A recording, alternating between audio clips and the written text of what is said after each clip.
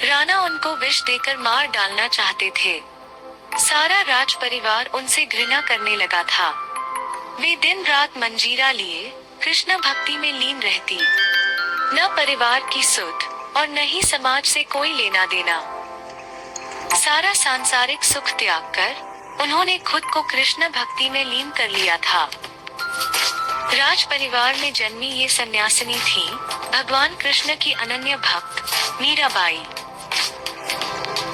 सन 1498 में राजस्थान के मेड़ता राजघराने के राणा रतन सिंह के घर में एक बालिका की किलकारी गूंजी।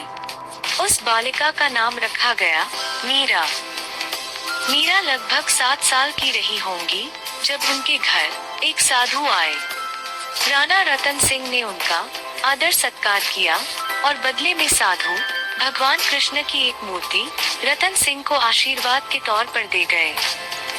जब अबोध मीरा ने भगवान कृष्ण की मूर्ति देखी तो उन्होंने अपने पिता से उस मूर्ति की मांग कर दी, पर पिता रतन सिंह ने मीरा को उस मूर्ति को देने से मना कर दिया।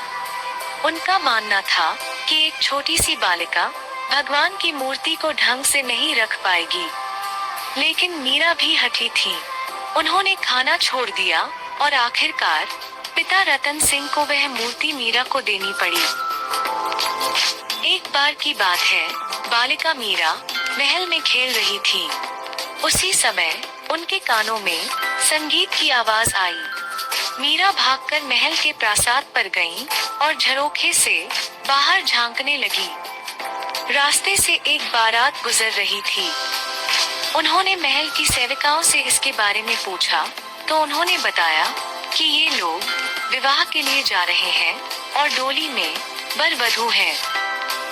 अबोध मीरा को क्या पता था कि पति होना क्या होता है और विवाह क्या होता है।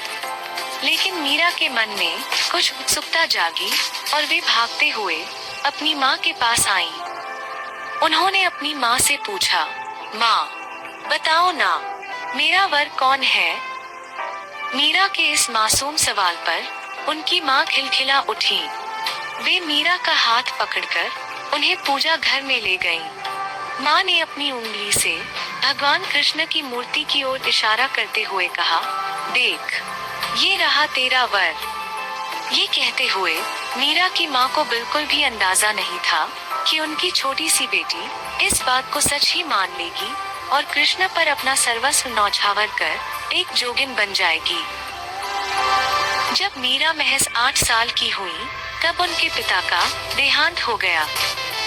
कुछ दिनों बाद उनकी माँ भी चल बसी। अब उनके पालन पोषण की पूरी जिम्मेदारी उनके दादा राव दूता पर आ गई। उन्होंने मीरा का लालन पालन अच्छे से किया। साथ ही उन्होंने मीरा को काव्य संगीत सहित शिल्पकला की शिक्षा भी दिलाई। चूंकि मीरा धीरे धीरे बड़ी हो रही थी, इसलिए परिवार वालों को अब उनके विवाह की चिंता सताने लगी। लेकिन जब भी विवाह की बात होती तो मीरा कहती कि उनका विवाह तो भगवान श्री कृष्ण से हो चुका है। घर वाले उनकी बात को लड़कपन समझकर टाल देते, लेकिन मीरा के लिए ये कोई मजाक नहीं था। इस दौरान मीरा कृष्ण परंपरा और उनके उपदेशों से अच्छे तरीके से परिचित हो चुकी थी और वह कृष्ण भक्ति में अपने आप को रमाने लगी। सन 1516 में मीरा का विवाह चित्तौड़ के राणा सांगा के सबसे बड़े पुत्र युवराज भोजराज के साथ कर दिया गया। विवाह होने के बाद भी मीरा की कृष्ण भक्ति में कोई कमी नहीं आई। वे पहले की तरह ही कृष्ण प्रेम में दीवानी बनी रहीं। हालांकि उन्होंने अपने पति धर्म का बखूबी पालन किया, पर शाम के समय वे अपने प्रभु श्री कृष्ण को याद करने में बिताने लगी।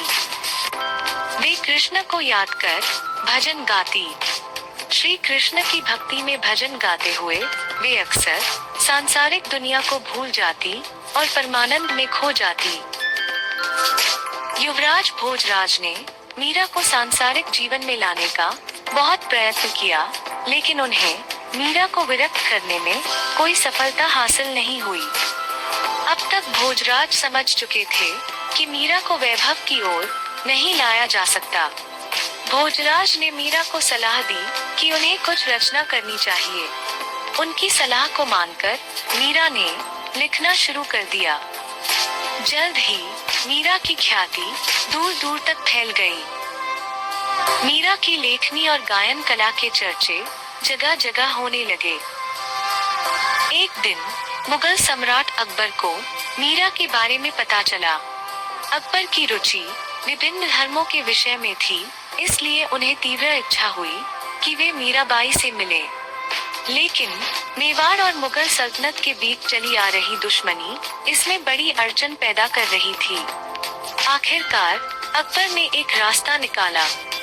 कहा जाता है कि अकबर तानसेन के साथ भिखारी का वेश धरकर मीरा से मिलने आ पहुँचे। जब मीरा ने अपनी रचना उन्हें सुनाई तो वे इतने प्रसन्न हुए कि उन्होंने अपना कंठाहार निकालकर मीरा के चरणों में रख दिया। जब भोजराज को इस बात का पता चला तो वे बहुत क्रोधित हुए। उन्होंने मीरा को जल समाधि लेकर मौत स्वीकार करने का आदेश दे दिया। मीराबाई ने यह आदेश खुशी खुशी स्वीकार कर लिया। मीरा जल समाधि लेने जा ही रही थी कि एक अदृश्य शक्ति ने उन्हें बचा लिया।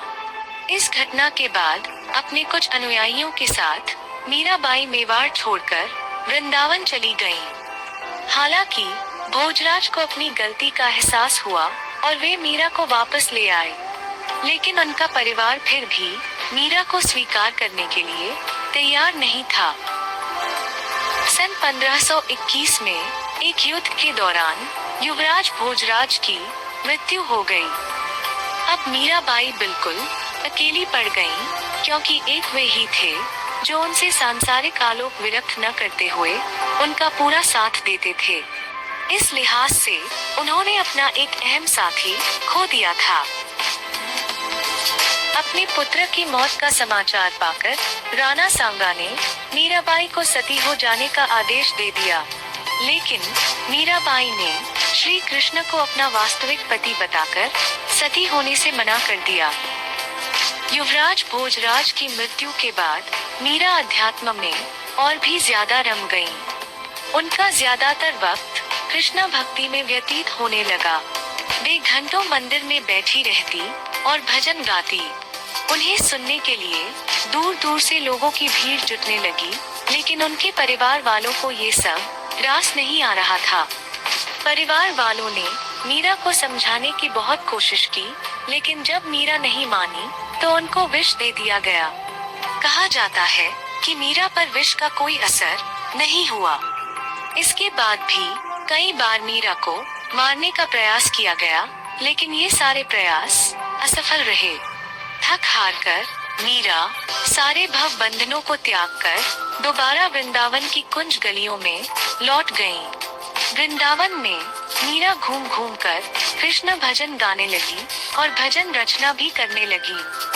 कहा जाता है मीराबाई ने तकरीबन 5000 कविताओं और भक्ति गीतों की रचना की। आज इनमें से केवल 800 रचनाओं के बारे में ही पुख्ता जानकारी मिलती है।